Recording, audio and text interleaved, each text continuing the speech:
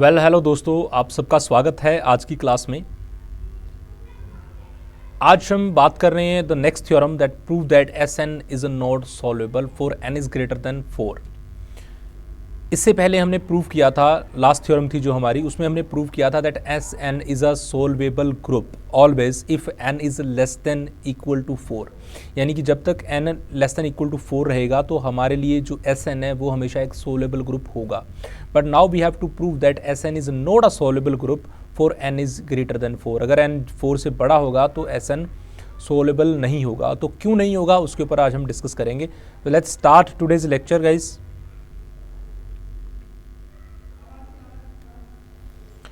Okay, तो इस theorem को प्रूव करने से पहले मुझे एक लेमा को प्रूव करना होगा। मैं पूरी की पूरी इस थ्योरम की जो स्टेटमेंट है, जो डिस्क्रिप्शन है, वो लिखता चला जाऊंगा। To prove this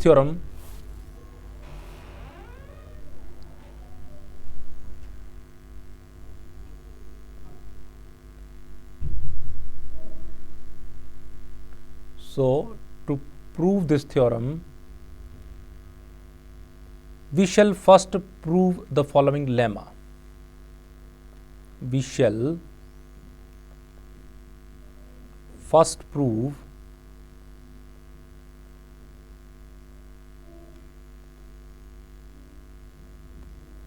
the following lemma. तो हम यहाँ पे एक लेमा को फर्स्ट ऑफ ऑल प्रूव करने वाले हैं और पहले देखते हैं बच्चों के वो लेमा है एक्चुअली क्या कहता है। So what is the lemma and what is the basic statement of this lemma.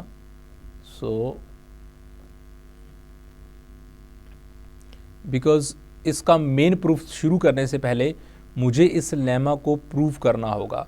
और ये लेमा कहता है कि late G be a subgroup, let G be a subgroup. अगर जी मेरे पास कोई सब ग्रुप है और ये सब ग्रुप किसका है, एस एन का। एस एन क्या है हमारे पास, सिमेट्रिक ग्रुप होता है, तो एन ग्रेटर देन 4 के लिए। ठीक है, तो फिलहाल हम एस एन सिमेट्रिक ग्रुप है बट यहाँ पे एन ग्रेटर देन 4 लेके चल रहे हैं। तो जी be a subgroup of S n and, और इसका ही एक नॉर्मल सब ग्रुप लेके चलते हैं, एंड लेट एक नॉर्मल सब ग्रुप है H इज अ नॉर्मल सब ग्रुप, और हम मान के चलते हैं G be a subgroup of S n and H be a normal subgroup of G। थोड़े से पेशेंस रखिए बच्चों, थ्योरम आपको बहुत अच्छे से समझ में आएगी। तो पहले चीज़ों को क्लियर कर लेते हैं। तो अगर ऐसा है तो सच दैट जो आपका G बाई एच है, that G by H is abelian. पहली बात तो इस लेमा की यही है कि ये जो कोशेंट ग्रुप बनेगा ये क्या होगा, अबिलियन होगा। ठीक है, अगर ऐसा होता है तो देन जो आपका H था, जो आपने H सब ग्रुप लिया, H contains all 3 साइकिल। तो इसको आप ऐसे भी बोल सकते हैं 3 साइकिल, ऑल द 3 साइकिल्स, या आप इसको ऐसे भी लिखते हैं 3 एंड द साइकिल्स। तो बच्चों सबसे पहले ना इसका जो लेमा है, इसकी कहानी क्या है, हमें प्रूफ करने से पहले इसको समझना होगा। तो लेमा ये कहता है कि अगर आपके पास G कोई सब ग्रुप है, किसका, SN का, सिमेट्रिक ग्रुप का कोई सब ग्रुप है G, एंड H उसका नॉर्मल सब ग्रुप है किसका, G का, और उस G का नॉर्मल सब ग्रुप है H, तो G बाई एच जो कोशेंट ग्रुप बनेगा वो क्या होगा, अबिलियन होगा। पहली बात, अगर ऐसा होता है देन तो H में H contains all the 3 cycles. देखो बच्चों, आप सबको पता है कि जो सिमेट्री ग्रुप की जो बात कर रहे हैं, जो हम SN की बात कर रहे हैं, तो ये एक सिमेट्री ग्रुप है अपने आप में, है ना। और अगर ये सिमेट्री ग्रुप है तो सिमेट्री ग्रुप के पास सारी क्या होती हैं, सारी परमुटेशंस होती हैं। I hope so that everybody knows this thing. तो ये मेरे पास अगर SN सिमेट्री ग्रुप है तो इसके पास एक ग्रुप लिया हमने जिसको नाम दिया गया क्या, जिसको नाम दिया गया G। ओके, और उस जी के ही अंदर एक और नॉर्मल सब ग्रुप लिया गया जिसको नाम दे दिया हमने एच का। सो इसका मतलब ये हुआ कि मेरे पास जो एस एन है उसके अंदर मैंने एक सब ग्रुप लिया है। ये लेमा क्या कह रहा है पहले मैं उसको एक्सप्लेन कर रहा हूँ, जी, और उस जी का ही एक नॉर्मल सब ग्रुप ले लिया मैंने, क्या, एच। अब आपको पता है कि जी का अगर एच नॉर्मल सब ग्रुप है तो आप जी बाई एच क्रिएट कर सकते हैं। जी बाई एच एक क्वोशंट ग्रुप बनेगा और क्वोशंट ग्रुप कैसा होगा, अबिलियन होगा। अगर ये अबिलियन होता है इन दैट केस जो आपका एच होगा उसके पास कंटेंट होंगी, उसके अंदर सारी जो चीज़ें आएंगी वो सारे एलिमेंट्स कैसे होंगे, 3 साइकिल्स जितने भी होंगे वो सारे इसके अंदर कंटेंट होंगे। क्योंकि आपको पता है कि एस एन क्या है, एक सिमेट्रिक ग्रुप है। सिमेट्रिक ग्रुप्स के अंदर एलिमेंट नहीं होते, इसके अंदर क्या होती है, मैपिंग्स होती हैं, फंक्शंस होते हैं। और वो कौन से फंक्शंस होते हैं, सिमेट्रिक फंक्शंस होते हैं, है ना, वो हम ऑलरेडी कर चुके हैं। सारी की सारी परमुटेशंस इसके अंदर होती हैं। तो फंक्शन से बना हुआ एक सेट है, उसके अंदर जी एक ग्रुप है, उसका नॉर्मल सब ग्रुप एच है, और जी बाई एच अगर अबिलियन है तो एच के पास 3 साइकिल्स के सेट होंगे। तो सबसे पहले हमें इस लेमा को प्रूव करना होगा। तो चलिए बच्चों इस लेमा को प्रूव करते हैं first of all. So now I am gonna start the proof of the lemma first of all.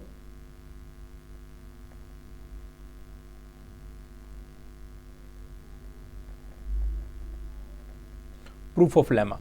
तो लेमा का प्रूफ हम स्टार्ट करेंगे। तो सबसे पहले आपको दे रखा है कि जी एक सब ग्रुप है और एच उसका नॉर्मल सब ग्रुप है। तो वहीं से मैं कहानी स्टार्ट करता हूं कि हमें ये चीज़ गिवन है दैट एच क्या है आपका, एच एक नॉर्मल सब ग्रुप है किसका, जी का, that is given to us. Okay, H is a normal subgroup of जी।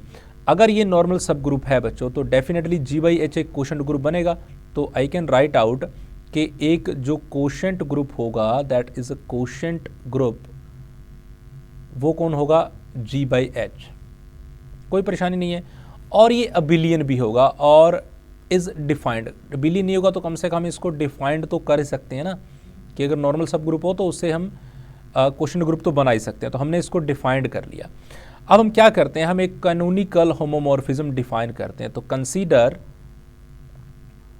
मैं कोई भी लाइन स्किप नहीं करूंगा, आप इसके नोट्स बना सकते हैं, अपनी कॉपी पे उतार सकते हैं, बिल्कुल एक्यूरेट एक एक चीज़ थ्योरम की आपको एक्सप्लेन करूंगा मैं। कंसीडर द कैनोनिकल, बट आपको थोड़ा सा पेशेंस से सुनना होगा तो ही जाके चीज़ें समझ में आएंगी, बहुत जल्दी नहीं आएंगी। Consider the canonical homomorphism. तो मैंने क्या किया, मैंने एक होमोमॉर्फिज्म ले ली बच्चों, ठीक है, और उस होमोमॉर्फिज्म को नाम दे दिया मैंने फाई। और वो होमोमॉर्फिज्म कैसी है, वो जी से लेके और जी बाई एच तक जाएगी, कोई दिक्कत नहीं है भाई। तो जी बाई एच तो डिफाइन हो गया। तो अगर जी बाई एच डिफाइन हो गया यानी कि एक डिफरेंट सेट बन गया, तो अब मैं इस फाई को एक मॉर्फिज्म ले सकता हूं जो जी से जी बाई एच में जाएगी। अब ये जो फाई ली है वो कैसे डिफाइंड होगी, ये ऑब्वियस ही बात है कि फाई किस पे लगेगी, किसी जी के एलिमेंट पे लगेगी।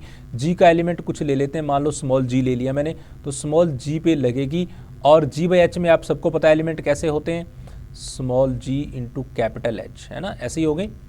एक एलिमेंट किसका, जी का, और दूसरा एच खुद।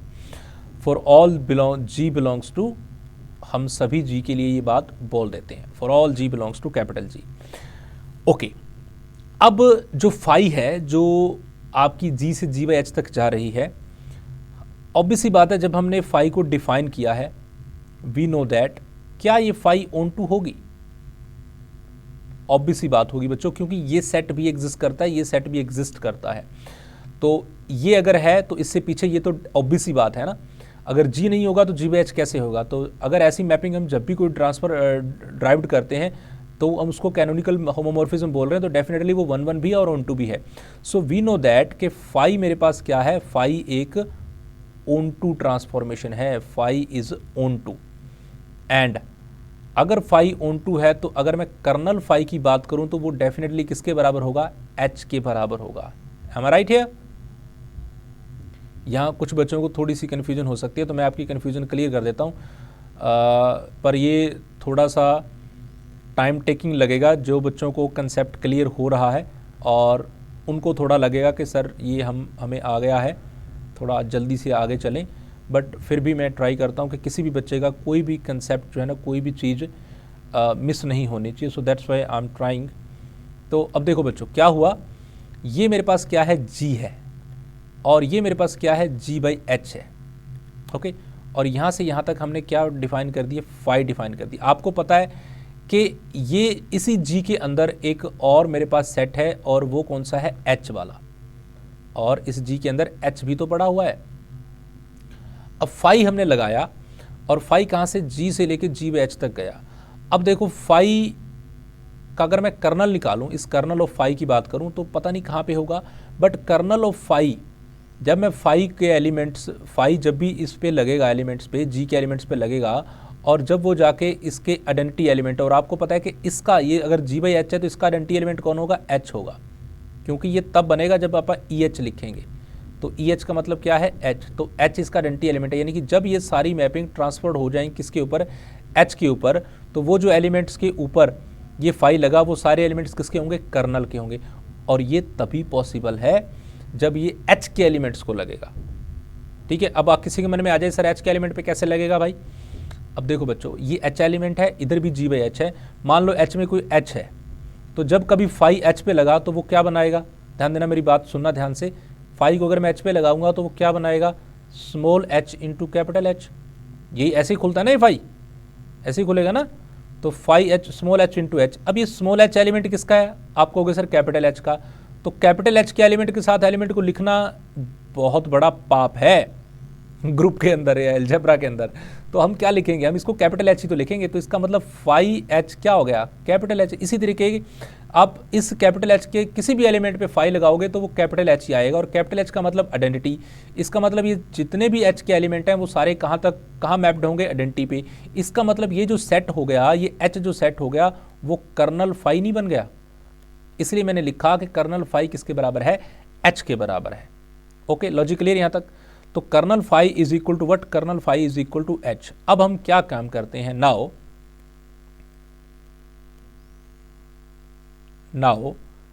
मैं कुछ एलिमेंट लेता हूं। लेट, एक मैंने ले लिया G1 और एक ले लिया G2, और ये बिलोंग करते हैं किसको, G से मैंने दो एलिमेंट ले लिए, कोई प्रॉब्लम नहीं है। अब ये G अपने आप में एक ग्रुप है, अगर इसके दो एलिमेंट हैं तो ऑब्वियस सी बात है G किसके अंदर है, Sn के अंदर है, तो इसकी नाम की परमुटेशंस भी होंगी। सो जो G1 एंड G2 हैं, G1 एंड G2 आर, ये G के एलिमेंट हैं तो ये Sn के भी हैं, और Sn में तो एलिमेंट नहीं होते, Sn में फंक्शंस होते हैं, परमुटेशंस होती हैं। तो मैं कह सकता हूं कि R2 permutations, R2 permutations of what, of Sn, ये Sn की परमुटेशंस हैं। Okay, so now we compute, हम कंप्यूट कर सकते हैं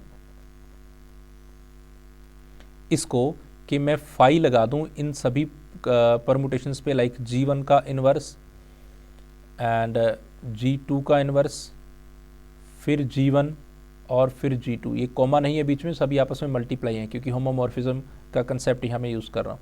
अगर मैं इसको ऐसे कंप्यूट करूँगा तो ऑब्वियस सी बात है फाई क्या सब पे अलग अलग चला जाएगा, G1 के इन्वर्स पे अलग चला जाएगा, फाई G2 के इन्वर्स पे अलग हो जाएगा, फाई फिर G1 पे अलग हो जाएगा, और फिर फाई जो है ना आपका G2 पे अलग हो जाएगा। Am I right here. अब देखो, आपको पता है कि फाई कैसे खुलता है, फाई जब G1 पे लगेगा तो G1H बनाएगा, तो अब ये इन्वर्स पे लग रहा है तो G1 इन्वर्स और H बना देगा। Am I right here. और इसी तरीके से इसको क्या बना देगा, G2 inverse into capital H, और इसको क्या बना देगा, G1 इंटू H, और ये क्या बन जाएगा, G2 इंटू कैपिटल H। यहाँ लॉजिक क्लियर है। अब देखो बच्चों, जब मैं इन सभी को इकट्ठा करूँगा, इन सबको इकट्ठा लिखूँगा, तो H बारी बारी एक सेट को लिखना इट्स नॉट गुड। इसलिए क्या करें, G1 inverse, G2 inverse, G1 G2, क्योंकि सेट आपस में मल्टीप्लाई होते हैं तो कुछ वही सेट रहता है, ना तो वो बड़ा होता है ना छोटा होता है। ठीक है, एलिमेंट नहीं है, ये कैपिटल H क्या है, एक अपने आप में सेट है, इसलिए ये वापस एक ही बन जाएगा। ओके, अब ये एक एलिमेंट है, कैपिटल H से मल्टीप्लाई हो रहा है, इसका मतलब ये तो फाई वाला वापस चीज़ बन गई ना, ये एलिमेंट H में मल्टीप्लाई हो रहा है। Getting my point. बट जब मैं इन सबको देख रहा हूँ आपस में तो एक काम करते हैं, चलो इसको थोड़ा सा और अच्छे से समझना है, तो इसको क्या काम करता हूँ मैं, ये G1 है, मैं दो स्टेप इकट्ठे कर देता हूँ। G1 का इन्वर्स किया मैंने, और साथ में मैंने G1 लिख दिया, फिर G2 का इन्वर्स करूँगा और साथ में G2 लिख दूंगा। आगे पीछे कर सकते हैं अब एलिमेंट्स को, कोई परेशानी नहीं है इसमें, ठीक है ना। फाई के अंदर एलिमेंट्स आगे पीछे, फाई ये ओपन हो गया है तो सारे एलिमेंट्स आगे पीछे हो सकते हैं। क्यों हो सकते हैं? क्योंकि G मेरे पास, ये एलिमेंट किसके हैं? ऑब्वियस सी बात है ये एलिमेंट G के हैं, तो G के एलिमेंट्स आपस में कम्यूट कर सकते हैं। तो और G1 G इस तरीके से आ गए, एंड इनटू में क्या लिख दिया? Capital H। अब ये भी दोनों कट जाएंगे, ये भी दोनों कट जाएंगे। कटने के बाद ये क्या देंगे? E, और दूसरे भी E, तो बन गया EH। EH का मतलब क्या बन गया? H। यानी कि फाई को अगर मैं इस पे लगाता हूँ तो H आता है। इसका मतलब, ध्यान देना, इसका मतलब ये हुआ कि ये जो एलिमेंट आपने लिया इकट्ठा करके, G1 inverse, G2 inverse, G1 और G2, ये एलिमेंट बिलोंग कर गया किसको? कर्नल ऑफ फाई को। और अभी पिछले में हमें बात की कि कर्नल ऑफ फाई किसके बराबर है? H के। तो कहीं ना कहीं हम ये बोल सकते हैं कि ये जो एलिमेंट है G1 inverse, G2 inverse, G1 and G2, ये बिलोंग कर गया किसको? H को। ये अच्छी बात हमें पता चल गई। इक्वेशन नंबर 2 इसको नाम दे दो। ओके, तो ये एलिमेंट किस में चले गए? H में चले गए बच्चों। Getting your point? ये एलिमेंट लिए किसके थे? G1 और G2 दो G से एलिमेंट लिए थे, और मैंने दिखा दिए किस में? H में दिखा दिए। अब हमें क्या करना है? हमें एक्चुअली प्रूफ क्या करना था? वापिस चल रहा हूं मैं थोड़ा। हमें लेमा में प्रूव करना था कि G एक सब ग्रुप है, H उसका नॉर्मल सब ग्रुप है। G/H अगर अबिलियन होगा तो H कंटेंट करेगा सारे के सारे 3 साइकिल्स। 3 साइकिल्स का मतलब 3 साइकिल्स वाली परमुटेशन। आपको पता है कि S अगर सिमेट्रिक सेट है तो उसके पास सारी परमुटेशंस होती हैं। जैसे कि मैं आपको बताऊं कि मान लो जैसे आपने लिखा था कि S3 है ना, तो S3 के साथ भी सारी परमुटेशंस होती हैं, जिसमें से I होता है 1 2, ठीक है। ये सेट आप सबको आई होप सो याद होगा, मुझे लगता है इतनी तो 1 3 1 2 3 1 3 2 ऐसे वाली परमुटेशन सारी किस में होती हैं? S3 में होती हैं। तो अभी तो हम S3 की बात नहीं कर रहे, अभी हम Sn की बात कर रहे हैं। तो Sn में तो सोचो कि सारी परमुटेशन होंगी, 2 वाली भी, 3 वाली भी, 4 वाली भी, 5 वाली भी, 6 वाली। तो जैसे ये क्या है? ये 3 साइकिल्स वाली परमुटेशंस हैं। ये 3 साइकिल्स हैं आपके, ये भी 3 साइकिल्स है, ये भी 3 साइकिल है। तो ऐसे इसके में 4 साइकिल भी होंगे, 5 साइकिल भी होंगे, 6 भी होंगे, बहुत से होंगे। बट इसमें से जो 3 साइकिल्स कंटेन कर रहे हैं ना, उन सबको हमें क्या बताना है कि वो सारे H वाला जो सेट है, क्योंकि H किसके अंदर है? G के अंदर है। और G किसके अंदर है बच्चों? G आपका Sn के अंदर है। ओके, तो आप दिखा रहे हो कि Sn के अंदर जो सेट पड़े हुए हैं, ये जो H है ना, ये सारे के सारे जो 3 साइकिल्स वाले परमुटेशंस बनेगी वो सारी H के अंदर H कंटेंट करेगा। ये हमें प्रूव करना है। तो अब देखो, अब मैं लेट करता हूं नाउ, लेट मैं I कोई भी परमुटेशन का नाम, क्योंकि आपको पता है कि F1 F2 F3 1 2 3 जो मर्जी नाम दे दीजिए, मैंने इसको दे दिया IJK। और आपको पता है कि 3 साइकिल्स की be any 3 cycles in G। So be any 3 cycles in G। ये G के अंदर कोई 3 साइकिल्स की परमुटेशंस है। अब I know very much that since n क्या ले रहे हो आप? 4 से बड़ा, तो 3 साइकिल से तो बहुत बड़े एलिमेंट्स होंगे, 4 साइकिल भी होंगे, 5 साइकिल भी होंगे, और ये 1 2 3 नहीं, 4 5 6 सब एग्जिस्ट करने वाले हैं। तो IJ के सिवा भी तो कुछ एलिमेंट एग्जिस्ट कर सकते हैं। तो n अगर ग्रेटर देन 4 है, so we can find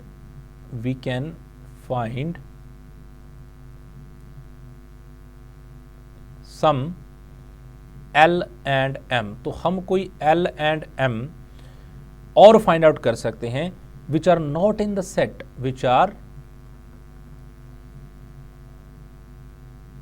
note in the set, और जो कि इस सेट से अलग हैं। ये जो IJK वाला सेट लिया ना आपने, सॉरी कॉमा नहीं होता यहाँ पे, इस सेट से अलग हैं, ये कॉमा नहीं है, इससे अलग होंगे। इसका मतलब कि आपके पास जो परमुटेशन है, जैसे I है, J है, K है, एक और आ गई L और M भी आपने ले लिए, ठीक है। और ये सारे आपस में सेम नहीं होते, सारे आपस से क्या हो गए? डिफरेंट होंगे। नाउ अब आपको पता है कि आपने 2 एलिमेंट लिए थे, एक G1 एक G2, है ना, G1 एंड G2 कहाँ से बिलोंग करते थे, G से बिलोंग करते थे, और G किसके अंदर था बच्चों, Sn के अंदर। Sn क्या है, सिमेट्रिक सेट। इसका मतलब G1 भी एक टाइप की परमुटेशन होगी, तो मैं मान लेता हूँ कि G1 परमुटेशन होगी I, K और L की, और सिमिलरली G2 भी परमुटेशन होगी, और ये होगी मान लेते हैं J की, K की और M की। कोई दिक्कत नहीं है भाई। तो अब अगर मैं क्रिएट करूं G1 inverse, G2 inverse, G1 and G2, तो कुछ ऐसे लिखा जाएगा कि I, K और L का इनवर्स, फिर क्या लिखेंगे, G2 का इनवर्स, यानी कि J, K और M का इनवर्स, और फिर ये सिंपल G1 यानी कि I, K और L, और फिर ये भी सिंपल यानी कि J, K और M। इसका इन्वर्स ओपन करूंगा तो जो पहला होता है वो आगे चला, जो लास्ट है वो आगे चला जाएगा, और जो फर्स्ट है वो पीछे आ जाएगा। तो ये बन जाएगा L के I, ये बन जाएगा M के J, इसमें कोई फ़र्क नहीं पड़ेगा, I का I, K का K, L का L, इसमें भी कोई फ़र्क नहीं पड़ेगा, J, K और M। अब यहाँ से अगर आप इसकी परमुटेशंस ओपन करके दिखाना चाहें तो आप देख सकते हैं किसकी इमेज क्या आएगी। देखो ज़रा ध्यान से, आई की इमेज क्या है बच्चों, आई की image you can check it out here. देखो L K I, okay, M K J। तो यहाँ से आप इसको ओपन कर देखो, L की इमेज क्या है, K, ठीक है। मैं एक सिर्फ आपको एक से आइडिया बता दूंगा, बाकी आप खुद कर लेंगे कि L की इमेज क्या आ रही है, K, ओके। आगे चलता हूँ मैं, K की इमेज क्या है, J, ओके। L की इमेज क्या है, सॉरी मुझे I की देखनी है ना, तो मैं I से बात करूँगा। यहाँ से आ जाइए, I की इमेज क्या है, K, और K की इमेज क्या है, J। गेटिंग पॉइंट, I की इमेज क्या है, K की इमेज क्या है, J, तो इट मीन्स I की इमेज क्या हो गई, J। अब J पे बात करते हैं, J की इमेज क्या है, K, ओके। और फर्दर कुछ गलत तो लिखा अपन है, J K M, ठीक है। और फिर अगर J की इमेज K है तो K की इमेज वापस J, इसका मतलब J की इमेज क्या आएगी, K ही आएगी, डायरेक्ट लिख सकते हो। और नेक्स्ट क्या है, K, तो K की इमेज देखो बच्चों क्या है, K कहाँ है, ये रहा, K की इमेज क्या है, J, ओके। और J की इमेज क्या है, K, और यहाँ पे देखोगे तो K की इमेज क्या है, I। तो एट द एंड कहाँ पहुँचे हम, I पे। डायरेक्टली भी आप लिख सकते हो K की इमेज I है, ठीक है। तो L की इमेज वापस L ही आएगी, चेक कर लो आप, और M की इमेज वापस क्या आएगी, M ही आएगी। तो ये आपका परमुटेशंस आपने दिखा दी। ये परमुटेशन एक्चुअली शो कर रही है कि इमेज तो सिर्फ I की, J की, K की, साइकिल तो सिर्फ ये 3 का ही चल रहा है, साइकिल तो 3 का ही चल रहा है, I का, J का, K का, L की तो L है, M की तो M है, यानी कि 3 साइकिल ही बना। ये हमने बनाने की कोशिश की, बड़ा बना 3 साइकिल ही है, और ये 3 साइकिल कहाँ है, H में है। कहाँ से पता चला, इक्वेशन नंबर 2 अभी हमें पीछे बनाई थी, जहाँ हमने ये जो एलिमेंट था ये ऐसे नहीं आया, ये सारा तामझाम किसके, इस एलिमेंट के बराबर है। और अभी हमने प्रूव किया था पीछे वाले में कि ये जो एलिमेंट है ये किस में होगा, ये डेफिनेटली H में होगा। और अब इस एलिमेंट्स को हमने ओपन किया एज ए परमुटेशंस, तो जो भी बना 3 सेट की परमुटेशन बनी, और ये एलिमेंट किस में है, H में, तो फिर ये परमुटेशंस भी कहाँ चली गई, H में। और यहाँ से हमने शो कर दिया कि जो H है वो कंटेन करेगा 3 साइकिल्स की परमुटेशंस को। So also you can say that, also ये जो I J K आपने लिखा है, सॉरी I J K, ये सिर्फ इनके लिए नहीं है, ये हर एक उसके लिए है, ठीक है। I J K क्योंकि हमने रैंडमली ली थी, आर्बिट्रेरी ली थी, सो I J K was arbitrary. ये कोई आर्बिट्रेरी 3 साइकिल है, जिससे हमें ये क्लियर हो जाएगा कि ऑल 3 साइकिल्स जो G की हैं वो H में होंगी। सो of G, hence H contains all 3 cycles of G. So I can say that hence H contains all 3 cycles of G. तो यहाँ तक हमारा लेमा प्रूफ हुआ। अभी हमें नेक्स्ट हमारी मेन थ्योरम तो अभी प्रूव करनी है।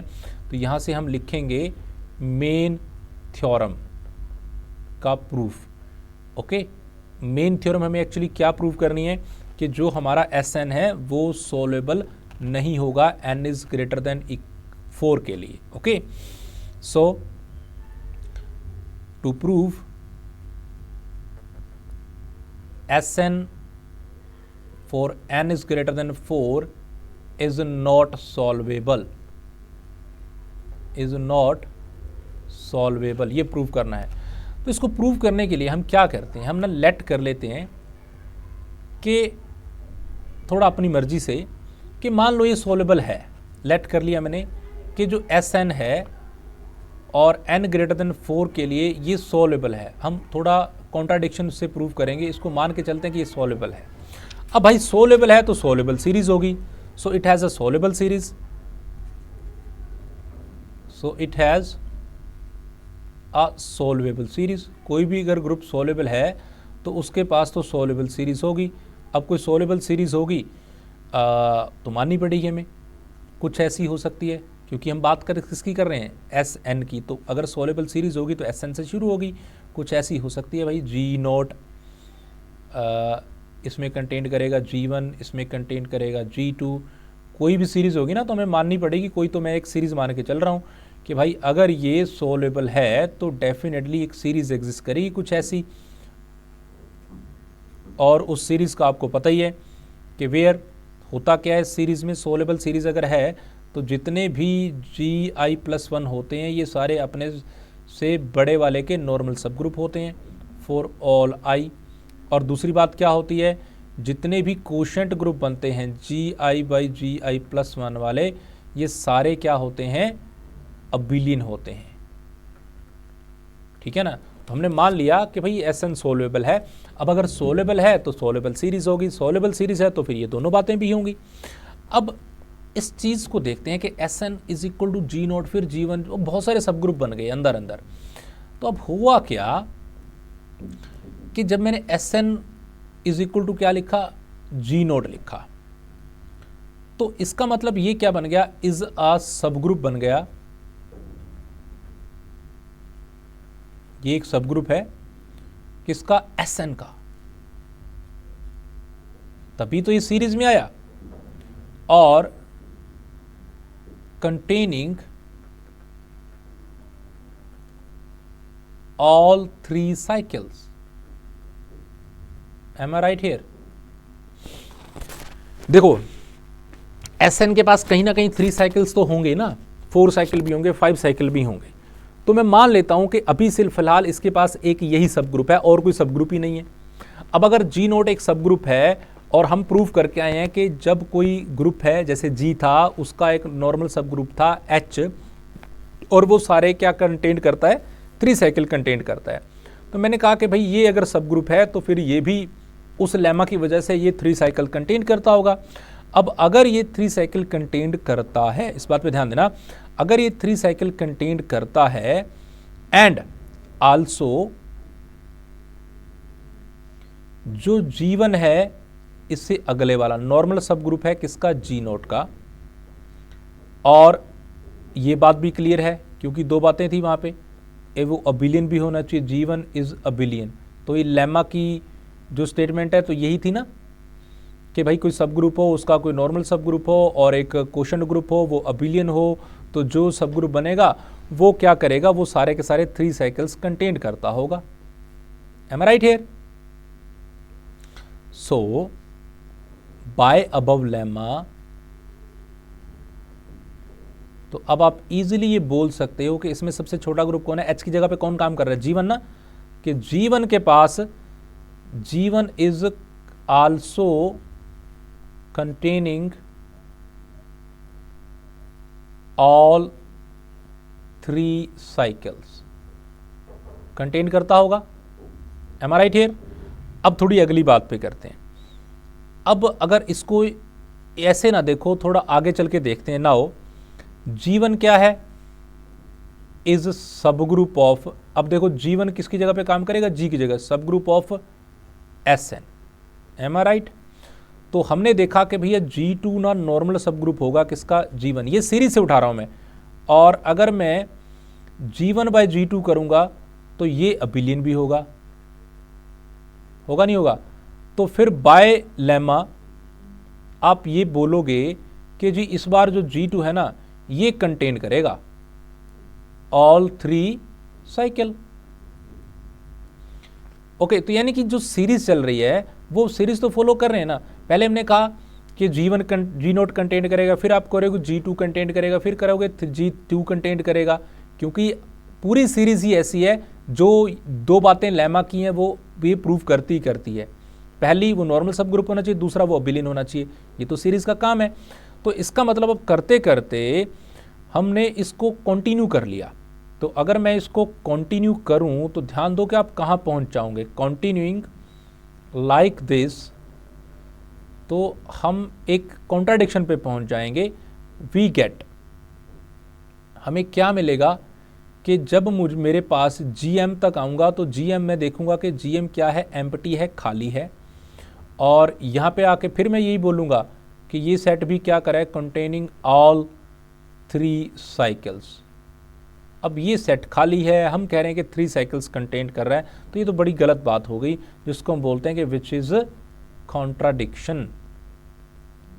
तो कॉन्ट्राडिक्शन का मतलब यही होता है कि जब हम पीछे जाते हैं, जहाँ पे भी हमने कुछ लेट किया होता है अपनी तरफ से, वो हाँ हम गलत होते हैं। हमने लेट क्या किया था कि Sn इज सोल्वेबल, तो अब कॉन्ट्राडिक्शन हो गई इस बात की। इसका मतलब that implies Sn for n greater than 4 is not solvable. ये हमने गलत माना था और अब हम इसकी माफ़ी चाहते हैं। तो ये एक सॉल्वेबल ग्रुप नहीं है, यही थ्योरम थी। ओके, तो ये लॉजिक आपको आई होप सो के समझ में आ गया होगा कि हम इसको प्रूव कर रहे थे कि सबसे पहले G0 को हमने कहा कि भाई G0 में सारे 3 साइकिल्स होंगे, फिर हमने कहा कि G1 में सारे 3 साइकिल्स होंगे, फिर हम कह रहे हैं कि G2 में होंगे। इस तरीके से मैं आगे कहूँगा कि भैया G3 में सारे 3 साइकिल्स होंगे, फिर मैं कहूँगा G4 में 3 साइकिल्स होंगे। करते करते मैं पहुँच जाऊँगा GM तक कि GM में सारे 3 साइकिल्स होंगे। अब हम अचानक से देखेंगे कि GM तो है ही खाली और हम कह रहे हैं कि इसमें 3 साइकिल्स होंगे, तो खाली में कुछ होगा कैसे? तो ये तो कॉन्ट्राडिक्शन है। दैट्स वाई Sn एक सोल्वेबल ग्रुप नहीं बन सकता।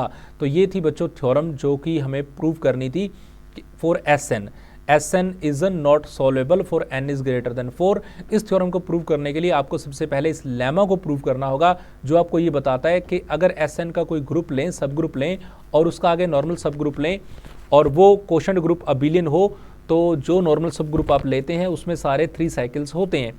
जब आप ये प्रूव कर दोगे, फिर आप इस थ्योरम का मेन प्रूफ स्टार्ट करोगे यहाँ से कि अगर मान के चलेंगे कि ये सोल्वेबल है तो सोल्वेबल सीरीज होगी, और अगर सीरीज है तो फिर इसका नॉर्मल सब ग्रुप भी होगा, क्वोशंट ग्रुप भी होगा, और वो अबिलियन भी होगा। तो हम कहेंगे कि जो छोटे वाला है वो 3 साइकिल कंटेन करेगा।